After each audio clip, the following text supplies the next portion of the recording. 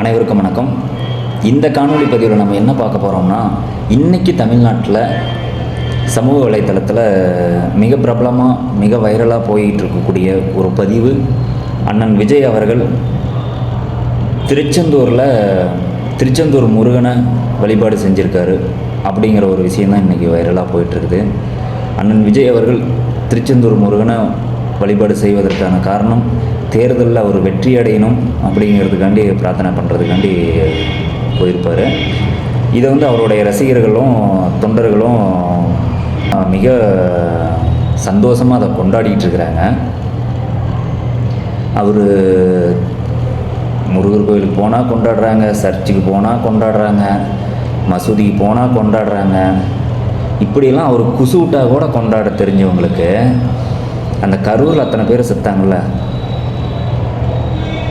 அவர் அண்ணன் விஜய் அந்த கரூர் சம்பவம் நடந்ததுக்கு விட்டுட்டு ஓடி போய் இருந்துக்கிட்டார். ஆனால் அந்த கரூர் சம்பவத்தை பற்றி ஒருத்தர் கூட வாயே பேச கிடையாது, அவரோட ரசிகர்களும் தொண்டர்களும். அதனால் நான் இந்த பதிவில் என்ன சொல்ல வரேன் அப்படின்னா, திருச்செந்தூரில் அண்ணன் விஜய் போய் திருச்செந்தூர் முருகனோட தரிசனம் பார்த்துட்டு வந்திருக்கிறது தான் பெரிய இதுன்னு கொண்டாடிட்டுருக்கிறீங்க.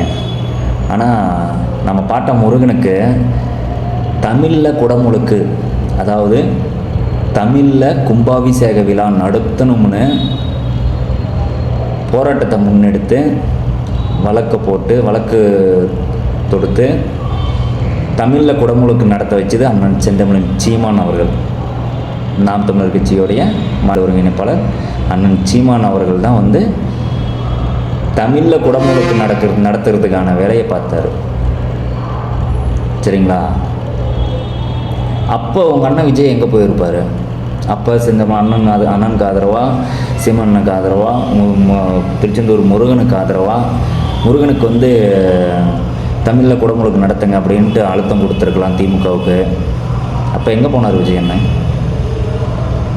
அன்பிற்கினிய நண்பர்கள் அனைவரும் என்ன புரிஞ்சுக்கணும் அப்படின்னா, ஒரு மாற்றம் வேணும்ன்ட்டு எல்லோரும் எதிர்பார்க்குறீங்க. அப்படிப்பட்ட மாற்றம் கிடையாது நம்ம அண்ணன் விஜய். அவர் இந்த திராவிட புற்றுகளில் அவரும் ஒரு புற்று. சிந்திச்சு பாருங்கள். நன்றி.